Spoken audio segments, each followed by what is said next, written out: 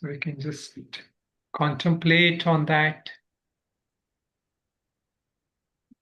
mananam from the last session, that do I fear changes in my life? Do I resist the changes that happens? So when we can center ourselves in this changeless being, changeless Atma, then we can be accepting of all outer changes, changes in the body, changes in the environment.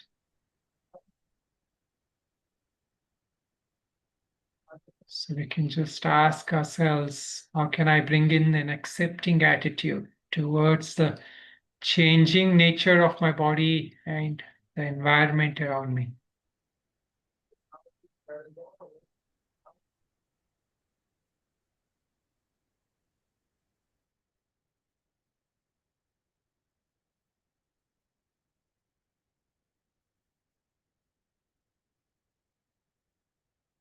Om Shri Ganeshaya Namah.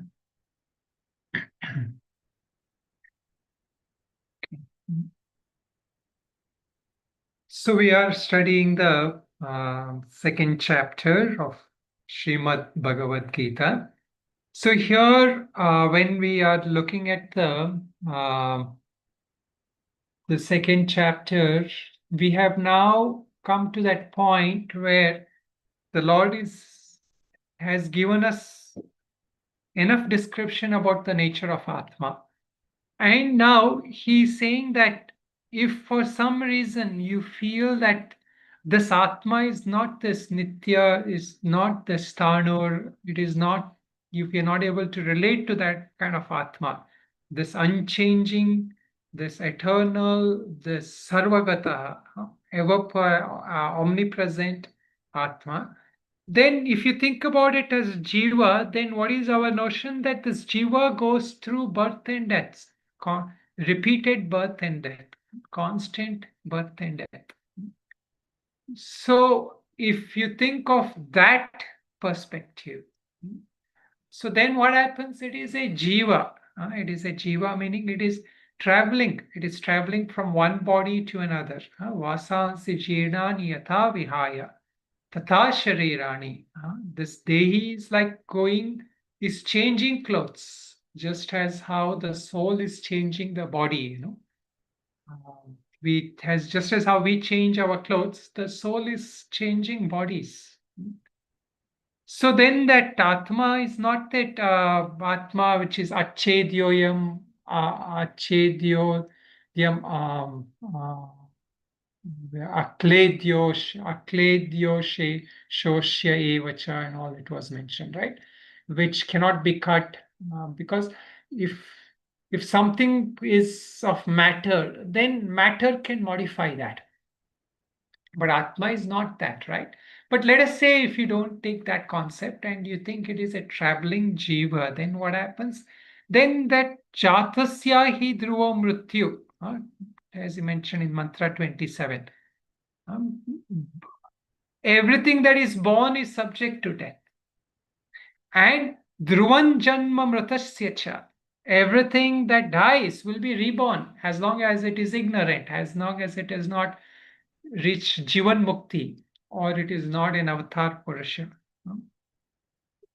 So then there is no point. Now one more point is, if you take it still to be matter, let us say that you still take this Atma is that you take yourself to be, or this Bhishma and all are just made up of matter, then that matter has manifestation and goes back into unmanifested. So this is the mantra which we are looking at. So now let us look at this mantra, which is mantra number 29.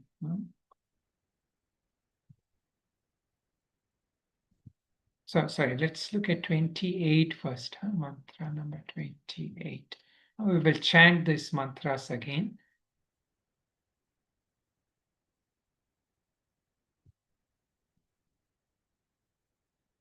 Mantras 28 onwards.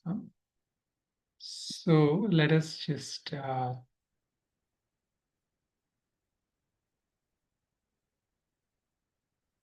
you can repeat after me, starting from mantra number 28. Avyaktadini bhutani अव्यक्तादीनि भूतानि व्यक्तमध्यानि भारत व्यक्तमध्यानि भारत अव्यक्तान्निधनान्येव अव्यक्तानिधनान्येव तत्र का परिदेवना तत्र का परिदेवना आश्चर्यवत् पश्यति कश्चिदेनम् आश्चर्यवत् पश्यति कश्चिदेन आश्चर्यवद् वदति तथैव चान्यः आश्चर्यवत् वदति तथैव आश्चर्यवच्चैनमन्यः शृणोति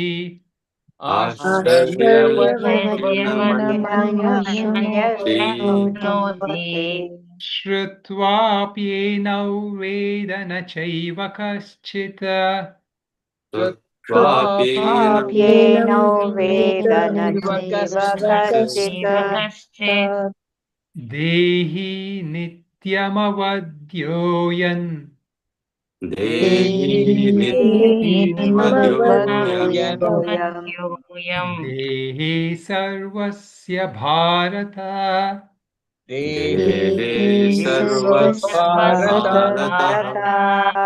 तस्मात् सर्वाणि भूतानि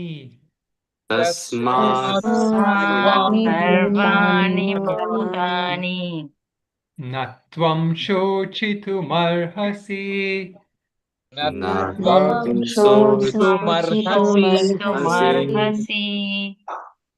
Okay, so avyaktadini bhutani vyaktamadhyani bharata. So every being, not just human beings, all beings, plants, birds, animals, everything. So they arise from where? They come from the unmanifested state. We discussed this in the last class. I showed you that chart. So everything comes from that Mula Prakriti. So Prakriti in its original form is Mula Prakriti, which is unmanifested. From that unmanifest state of Prakriti comes all of the evolutes of Prakriti, which are manifested state. So what are they? Vyakta Madhyani Bharata. So are they in the middle, meaning there was unmanifest and now they are manifest. Then why is it middle? Because it will go back to unmanifest. Avyakta Nidhananyeva. It will all go back to manifest because that everything comes into creation and creation lasts for a while and then it goes back into into that pralaya we say. Pralaya means dissolution. In dissolution what happens? Everything that came from this prakriti, we say, like it is, if many of you are familiar with the Indian deities that is usually shown, it is usually the Shakti, the female form of goddess, who who brings about creation. And in that Shakti is empowered three entities, which is Brahma, Vishnu, Maheshwara. So Brahma is the one who brings the creation. And Vishnu is the deity who sustains that creation. And Shiva is the one who takes it back to the unmanifested state. We say destruction, but it is more like restores it back to Prakriti. So this is the general thing that we see, how from that unmanifest everything came and it remains manifested and it goes back to unmanifested. So this is the law of nature. This is how all of creation functions. So you cannot expect to change it. It is better you make peace with that. You accept that. So this is what we were trying to do in the Mananam. So as we all, some of us are young, some of us are getting old. So we see that as we get old or as things change in life, or we move from one place. So there are changes, things move, we grow up, we become old. So if you resist what happens, then you will have sorrow, because these are the things we cannot change. We have to make peace with it. We have to learn to accept this. This is the rule of Prakriti. So this is what Juna is being advised. Make peace with the changes in your life. Change is a part of life. What is that one reality of Prakriti? So we say, in the Sankhya, Purusha is permanent, Nitya, but Prakriti is also permanent. But how is Prakriti permanent? Prakriti is not permanent like Purusha in that unchanging state. Prakriti is permanent in sense of its constant changes. So nature, the law of nature is it is constant in its changes. That consciousness is constant in its unchanging nature, but nature is constant in the changes, meaning it is constantly changing. You cannot hold it from not changing. So that is what he is saying. So now this unmanifested has manifested, and it will go back to that unmanifested state. So when we talk about manifestation also, we have to just understand one point. What is it that, I gave last time, last class, an example. I mean, couple of examples, but main example was, what does it mean to be manifest? Is it like like one example is like a glowworm. All of us are familiar with the glowworm. What happens to glowworm? At some point, you see the glowworm. It is glowing. Then what happens? It becomes dark again. So in that, what has happened? You see it and you don't see it, and then again you see it. So it is happening like that. So what is manifestation there? Manifestation is when you're able to see it there. Now another example is, there is a seed, and that seed is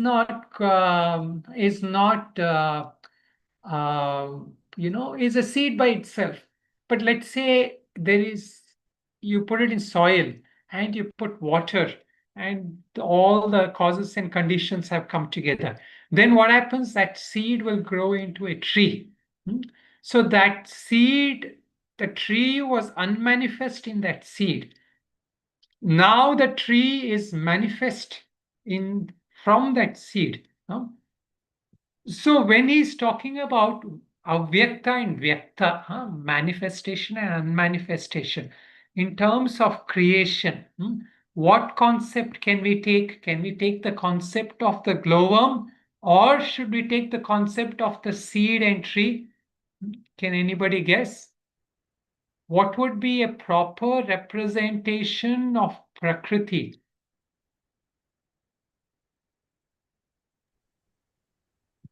That seed and tree. Why seed and tree? Because it's the nature. Like we see it everywhere.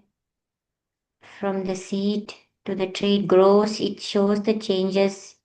It shows the before manifestation, and then it shows the ending. I don't know how to explain Okay, that. what is manifestation? When we say something is manifesting, what is it? That was it something that was not there that is coming, or something that is there which is disappeared and it's coming again? So which one can we take as manifestation? What Disappeared we are and able to coming see. again. Vyakta. The Ah, elements, it gets connected with the elements. what did Jagdish say? When we see an object, When we see an object. So, does it mean it was there before or not? uh, It was there, but it was avyakta then. Now it has become vyakta. Again, it becomes avyakta. But that is what we are trying to find out. What is Vyakta, Vyakta? Huh? So it was there, correct? So, but I mean, it was there in the what sense? So where this is, we want to have a clear idea. So when we talk about this world, this creation, everything, from a scientific point, what we say, sometimes they say, Big Bang. Big Bang means there was nothing before, suddenly everything came in. So there is a Big Bang theory, right? So it is like that it was nothing was there, suddenly everything came, and suddenly everything will go. Is it that concept we are talking about? No, It's born and it comes into existence Ah, and it grows and then again there's death. so that means it was there before or not? it was there in some other form before. It's a Panchabhutas joined together to form to become a form. And again, it goes back to Panchabhuta. So actually what Deepika you said is also good. So if something is growing, changing form, changing shape, and of course, at some point it will It die. deteriorates and then it dies. It dies. So then it goes back to unmanifested. So Yeah. what is that when it dies, we say, what is that unmanifest state it will go to? Is it causal state? Causal seed. What is meant by that, Shankar? Causal seed. Karma Sharira? Correct, Karna Sharira. But I mean, more in our normal language, like for now. Okay, so let us put all these ideas together. So let us say, like for example, now we were talking about this tree and seed. We will take this example. So in this, what is the karana? What is the cause of all the tree coming? The seed. The seed. Creation. Yes, see, okay, let us take the seed. But is that seed alone the cause of creation? Is that seed alone sufficient for the tree to come? Another tree is needed to give seed. That is true. No, but what I'm saying is that seed by itself, will that seed by itself become a tree? Because there's so many Soil, seeds. water, light. Soil, water. Sunlight, and soil. Correct. So there are other causes, conditions that have to come together. Otherwise, what happens? You go to a nursery, they'll have so many seeds, but those seeds will not all become a tree. Many seeds will even die. It will go into some dog's mouth or our mouth, right? So not all seeds will end up becoming trees. What seed will become tree? When the causes and conditions come together. So the cause potential is there. So similarly, that Prakriti has that potential. So this Prakriti, that seed is there, that potential is there. But that potential is not going to manifest by itself. So like how that seed requires that soil, water, and other causes. Nimitta we need. We need some other conditions. Even see sometimes the soil you put in some things like the farmers. If there's too much water also it will go away. So it has to be a specific kind of cause and conditions coming together for the tree to manifest. So similarly here, Prakriti, in order to take that manifestation form, it requires this first nimitta, that condition. What is the condition for Prakriti? For the first, most important thing that Prakriti requires for it to manifest. Purusha. Purusha. So it needs to have the association with Purusha. But that also is not enough. Why? Because when it comes the first form, like, I was messaging somebody, right? The first form is what the Mahat or the Buddhi comes. Then what happens? That as Deepika you were saying, in order for it to grow and all that, it has to have all the proper samskaras, conditions, everything inherent in it. So for that specific person born in a specific kind of thing, that person has to have certain of that patterns, that ability to sustain or grow. They say, right, sometimes some animals born in certain conditions, like some like cats and dogs born in strays, many of them die because they don't have that complete conditions with them, inherent with them, to survive those conditions. So that also is required, so that Prakriti has to be of specific type, and then that manifestation will come. So similarly here for the creation, we are coming back to creation now. So that creation, the materials, what is the material supplied for the creation, we call as the upadana karana. What is the material that brings about the actual physical creation? So here, Jagdish, your point we can discuss. What is that things that bring about creation? The tanmatras and the Panchabhuta. mahabhutas. Tanmatras and Pancha Mahabhutas. So even before Pancha Mahabhutas, the Tanmatras has to be there. So the Tanmatras relate to that Sukshma thing. So for example, for me to be able to have that, space element. With that space element, enables my hearing, or that hearing is facilitated, is made possible due to is manifests that space element. So similarly, the hearing, this is the hearing. So the seeing, my seeing the forms is facilitated by the fire element, and my smelling is facilitated by which element?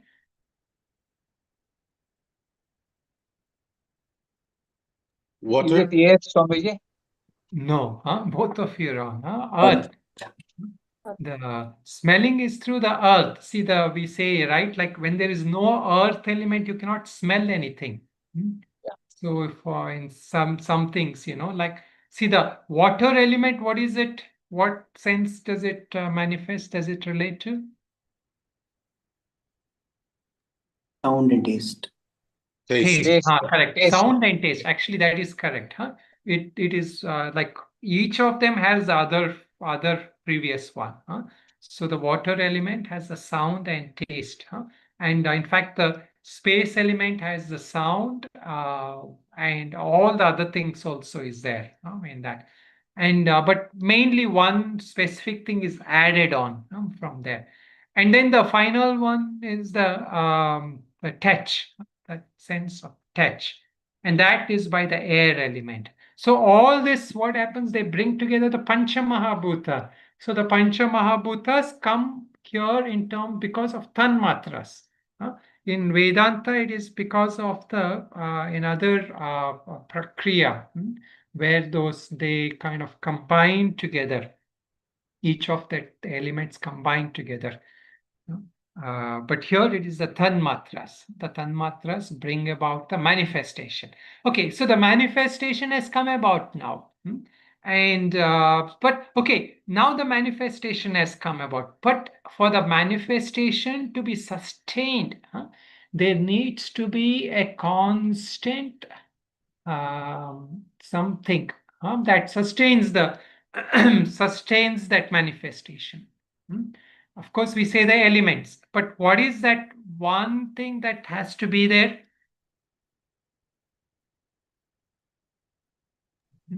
For Mahat. the Intelligence. Cosmic intelligence. intelligence needs to be there to No, organize that is everything. that is the first output, right? But see, in terms of causes, we discussed this, right? The causes are two kinds. One is the material cause. The material cause meaning that which is a matter. Of that matter is all supplied by Prakriti.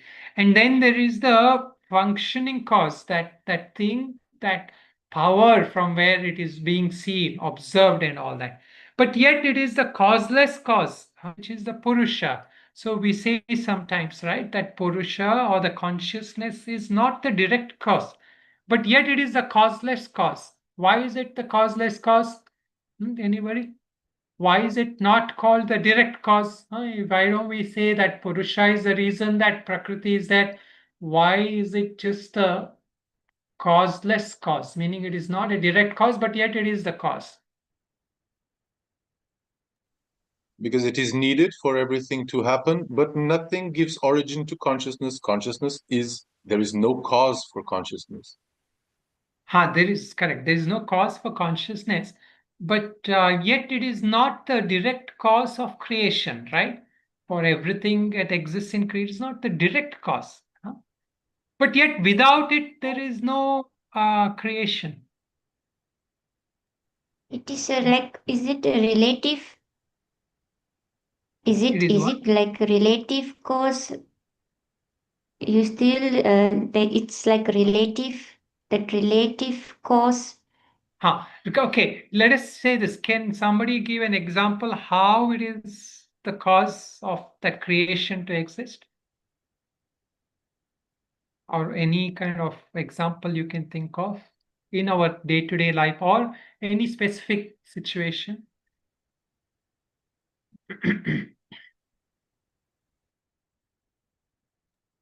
Can we say that is the energy or the Shakti that we say that consciousness gives that brings the matter to life, sort of idea? Like if we don't address anything in the world, it's not even there. Like deep sleep example that we have got. Like the world is not existing, sort of. It's only when I wake up, I address things as a consciousness, I give energy to something, it exists for me. The sanctification comes in. That is true, that consciousness is what gives that energy.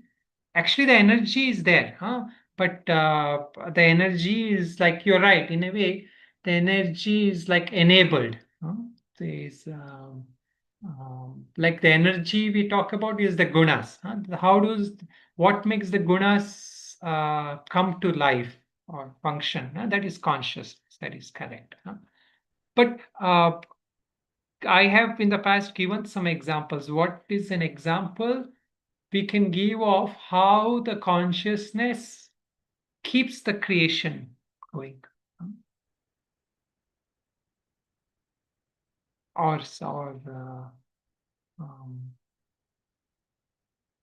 the Pot main and rice, the rice in the, it has something to do with the metaphor of the pot and the rice and the fire, heating the pot, all this cooking the rice. No, see that again, there all that is Prakriti because it's all actively happening. See the matter and we talk about two kinds of causes, matter and efficient causes.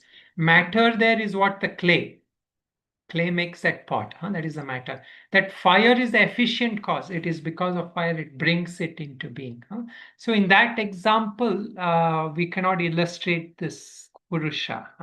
Okay, so see, for example, now I've given this thing. This is a very famous Sankhya example. The Sankhya example is there is a dancer, the dancer comes on the stage. And the stage, she doesn't do that dance yet.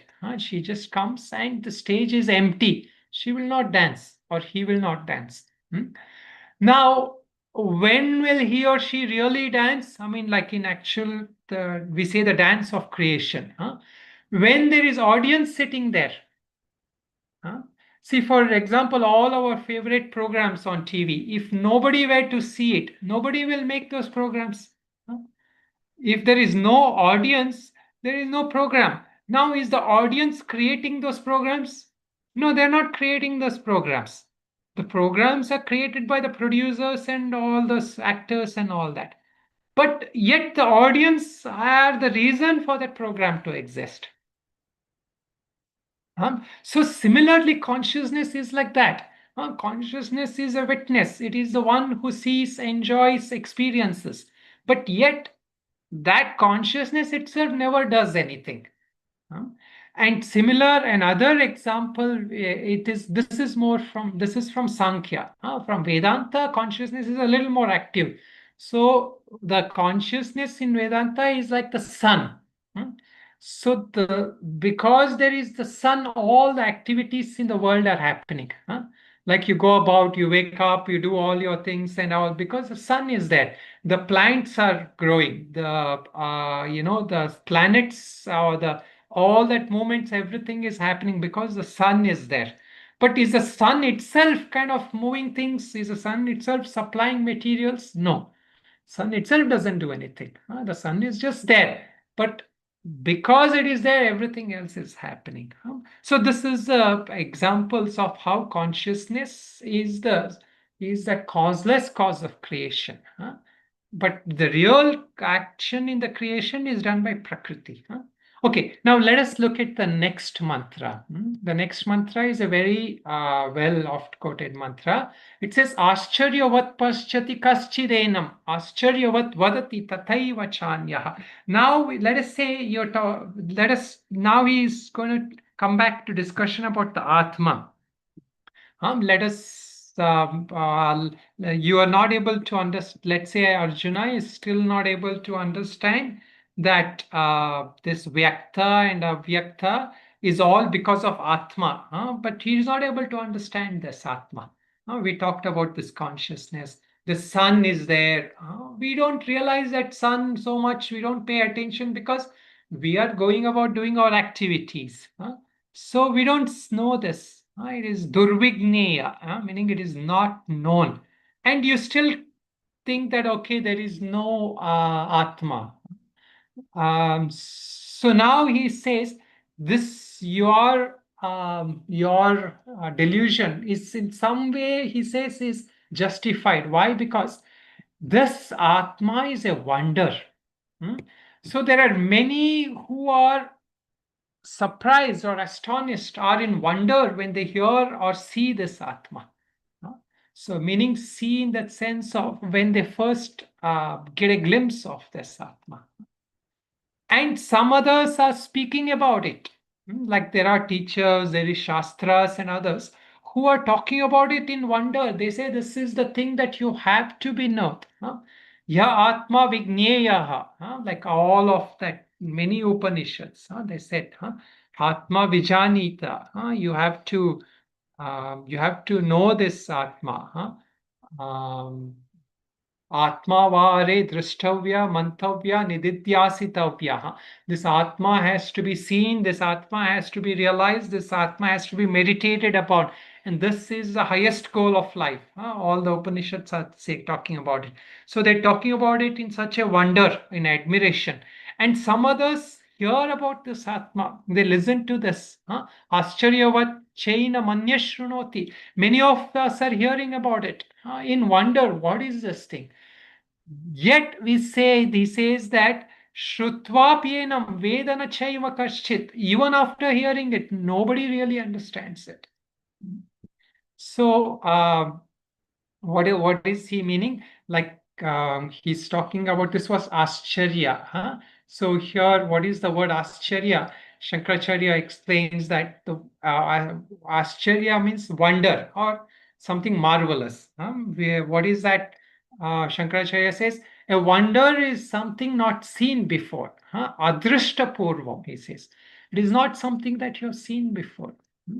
And adbhutam, something which is marvelous, something which is spectacular, something which is like makes you very kind of deeply moved by that experience. Then he says, akasmat drishyamanam, meaning suddenly it came upon you, suddenly it comes upon you. You're used to seeing worldly things and suddenly you realize, oh, there is this Atma. But yet, why is he saying you cannot understand this? So there are two versions of this. What is it? The first one is because it is, we carry within us so many samskaras of outward looking. We are trying to objectify this Atma. We're trying to objectify this consciousness. So we want to experience the consciousness just as how we experience Prakriti. Just as how we see matter, we feel our thoughts, we feel our feelings. We also think I should feel or know my Atma, see my Atma like that. This is one version. The other version is because it is like right in front of you, you don't see it. Meaning it is like a, like, those of us who are familiar with this, what is it called? Holograph or hologram, like three-dimensional thing. So different things are there in that. So there is like a mountain carved in that picture, but we are not able to see it until we see from a certain angle or a certain way of seeing it. Suddenly we see, oh, there is that mountain right here. Similarly, he is trying to point out this point here. It is right in front of you. It is right here. So even though it is right here, right in front of us, we are not able to see it. So this version, let us first look at this version first. So to understand or glimpse Atma, it puts us in a state of wonder. But yet we don't understand it because it kind of creeps up on us, meaning that it is there subjectively ever experienced, but yet objectively we cannot say this is it. So we see it, we sense it, we feel it, we hear about it. When teachers say, we intuitively feel, yeah, this is correct. I cannot be the body. I cannot be this passing jiva. I am this consciousness. But yet we are not able to objectively identify this. So we feel like we are still doubting. And this is what, they call the hard problem of consciousness. A lot of research today is being done on that. What does it mean? The hard problem, meaning that the soft problems are all like trying to understand, like, okay, how does our brain work? How does matter work? All these are problems which some of them have not been solved by science, but they are not a big problem. But the hard problem of consciousness, they say, is because that consciousness, how do you approach? What instruments do you use to see the consciousness or know the consciousness? So this, yet it is it is there all the time. So there Shankaracharya says, that he says that it may be said that the Atma is the object of ego.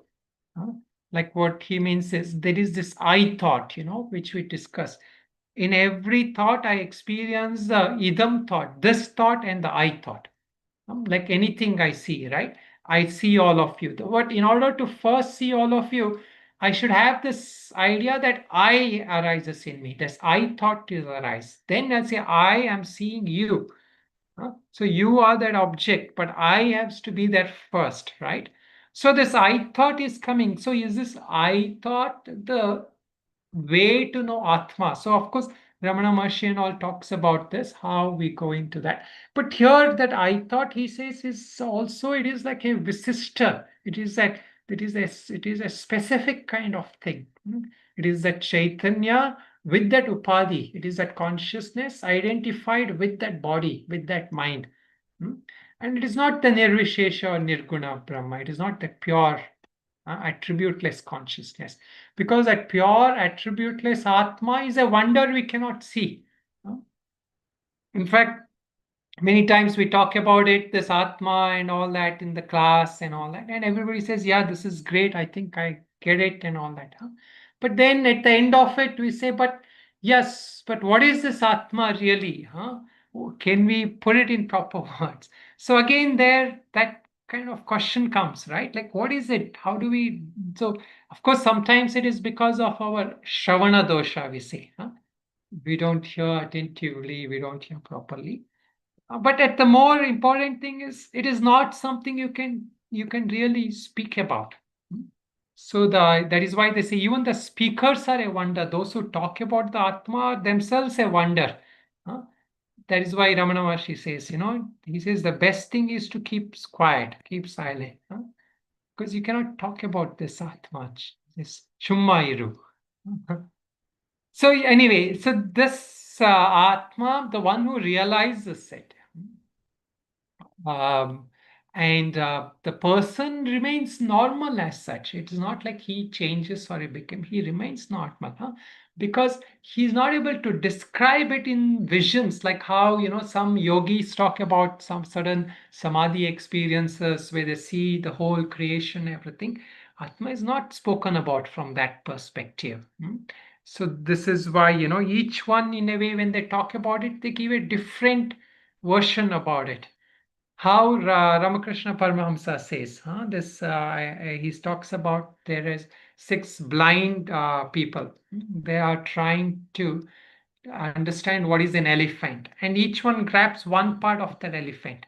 One person grabs that tusks, one person grabs that the front part, one person's the tail, one person's this, and each one explains this is Atma, this is how it looks according to what they experience. But there is a Mahut or somebody standing there who can see the whole elephant, and he sees that whole elephant. And is any of these people wrong? They're not wrong. They all are giving one version of it. They're not completely wrong, but they're giving just one version of that. So similarly, now another way to understand this shloka is that, which will come in Bhagavad Gita later, the Lord says, Sahasranam kaschid yatati siddhaye, he says. Yeah, among the thousand people, he gives a later a rule, an equation.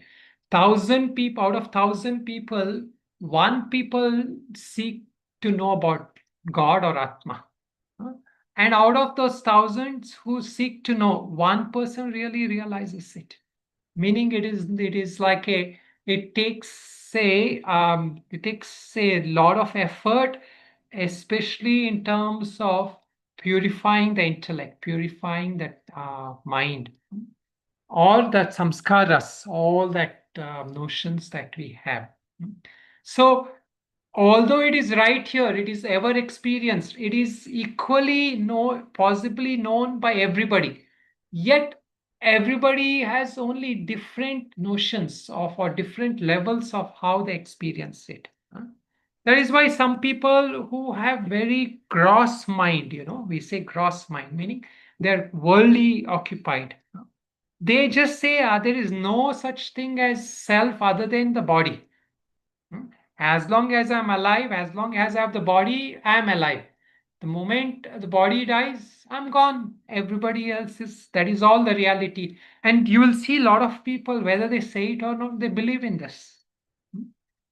And some others say, yeah, of course there is something, they will travel and all that. But then also they're not kind of completely sure. They'll say, maybe it will travel, maybe it will not. So that is all these concepts, different notions according to different understanding. So where does the confidence come to really ascertain this is Atma? We say, this is when that, even though we hear about it, the teachings are there. This is called the vritti vyapti. You get that teaching, but the phala vyapti hasn't happened to many of us, meaning that realization has not come. We can, as long as we are in the class, we can say, yeah, this is correct. But when our daily problems come, or we are threatened, like by body problems, or the doctor says, maybe you will have some health issue, then immediately all our anxieties will come. Oh, I cannot be permanent. I will die. This will happen. So all that fear comes because we have not had the phala vyapti, meaning that realization has not fructified yet in our life. Of course, that we say sometimes it takes the grace, but it takes Lord's grace and Guru's grace and all that. But more importantly, it is also a purification, the ability to have a purified intellect and to have that sincerity and earnestness to know about it. If not, what happens? Doubts will creep in. We are constantly caught up in doubts. What are the nature of doubts? So basically, there are 5 kinds of doubts about Atma. All of us at some point or the other, all of us experience 5 kinds of doubts about Atma. What are they? The first doubt we have is whether it is real or unreal. As I was just saying, many of us don't think there is an consciousness. We are happy with Prakriti. because Prakriti is manifesting. It is there, it is seen, it is experienced. Atma cannot be objectively experienced. So whether it is real or not, that is the first thing. The second thing is whether it is something which is nitya, or it is also changing. Like I change, my personality change. So Atma also must be changing all the time. It cannot be a eternal, changeless entity. Even though we tell, do your sense of you being you, does it change all through your life? No, it doesn't change. But we say that we still say, when I was a child, I was different. I was a little child and I had such thoughts. So when we say that, what are we saying? We are associating that Atma with our personality. Then it is not nitya. That personality has changed, that body has changed, that mind has changed. So that second doubt is whether this Atma is nitya or anitya. And the third doubt we get is whether this Atma is purna, meaning whether it is of the nature of ananda, whether it's complete or it is incomplete. Meaning it is of the nature of sorrow. Some days, I am happy, some days I am sorrow. The day I'm happy, I say, okay, maybe Atma is happy today. The day I'm sad, we say Atma is. It is not the Atma which is happy or sad, it is the mind that is happy or sad. So the one who knows that you are becoming happy and sad, that is changeless entity. That itself is complete. It doesn't become sorrow. Like when we are happy, when we are sad, that Atma remains that Ananda Rupa. It doesn't change. It is still even when you are sad, that Atma is in that state of joy. How is that possible? When I am mentally unhappy, how can my Atma be happy? So this is a question many people, say. So here what we are again relating to is that essence of our beingness is that infinite Atma, which is always in that state of joy. That joy is a natural state from which everything has manifested, right? So that nature of that Purnatva never gets tainted by the distortions of the mind. So it is like the base, that substratum. That substratum will always stay that same, complete in itself. And then the last one is whether it is a doer and enjoyer of actions and results. We are used to doing actions, we're used to always being active, doing things. So the Atma also must be like that. It must be a karta and bhokta. It does things, it enjoys the result. No, that also is not that Atma. And the last doubt we have, and this is the biggest doubt, whether that Atma is the same as Paramatma. So this is always a big question. Then based on this, many philosophies also has come. Some say Atma is an amsha of Paramatma. And but in Advaita Vedanta and Shankaracharya's teaching, he says Atma is that Paramatma. So anyway, all these are the different doubts we get. And based on this, we are always in the state of wonder. So this is why, this shloka, he says, some of us are in wonder upon seeing or glimpsing this Atma. Some others who speak of it are wonder. They speak of it in wonder, meaning Shastras, Gurus, and others. And some others who listen to it are they listen to it in wonder. And finally, even after hearing it, nobody can objectively kind of come and say, this is it. So this is a way where he kind of concludes the nature of this Atma. It is something that we are talking about, which needs to be known and realized, but yet it is something which is beyond our intellectual comprehension. So we are using the shastras, pramanas, and all that. So the only way really to know about Atma is through realization. So there are very few who really realize it. There are very few who have really realized it, and that yet should not be a discouraging thing. Should not discourage us. We should look upon it because that is the only thing worth realizing, and sooner or later everybody will have to realize it.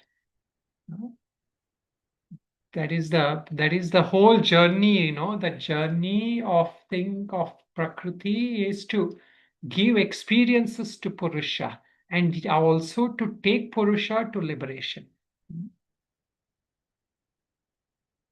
Okay, any questions, comments people have?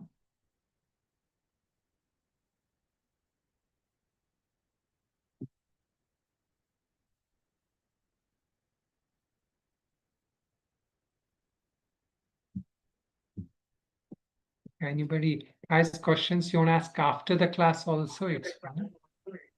Yes, Swamiji, I would like to ask for like clarification between the distinction precisely about this that we're talking about. Atma, Paramatma, Jivatma, Jiva. What are the differences in all this?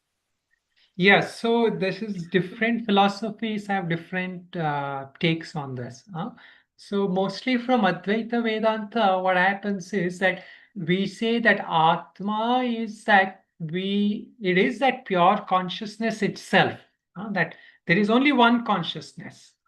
But this one consciousness is called by different names based on the upadhis they have taken on, meaning that adjuncts with which they are associated with.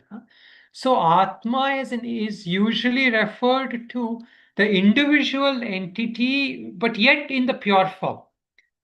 So when we say Jivatma, what has happened is that Atma is no longer in the pure form, meaning that that undivided one consciousness associated with a specific individual becomes Jivatma. But we also sometimes say just Jiva. Then we are not referring to the Atma, but Atma is part of it. We are focusing more on that traveling entity. The Jiva is generally called the transient, meaning it is a traveling entity. It travels from one body to another. In So the Western composite of language, so sorry. the composite of Sukshma Sharira and Karana Sharira. Correct. Sukshma That's Sharira what we and call Karana Jiva. Sharira. Yes, Jiva is Sukshma Sharira, Karana Sharira, but its existence is because of that individualized consciousness, that Atma. So many times we say Jivatma also, but Jivatma refers mainly to that Atma, which is the carrying that Jiva, which is identified with that Jiva. But as you said, Jiva is referring to mostly that Shukshma and the Karana Sharira. And there is a difference here. The difference is in the Dvaita Sampradaya, especially the Ramanujacharya, Vallabhacharya, and Madhvacharya, and all that. What they say is that Jiva is an amsha of Paramatma. So that when God created this universe, there is a sentient part of creation and an insentient part, jada. So it is not like matter. So that insentient part includes all the jivas. Just as how we talk of matter, all the jivas are like insentient thing, meaning that they will always be the insentient part. The only thing in a person which is consciousness is in the heart, there is consciousness, and that is the Paramatma in everybody. This is more from the Dvaita perspective. So in everybody, there is that pure consciousness. But that pure consciousness is still that limited consciousness. It is not the same as the supreme consciousness.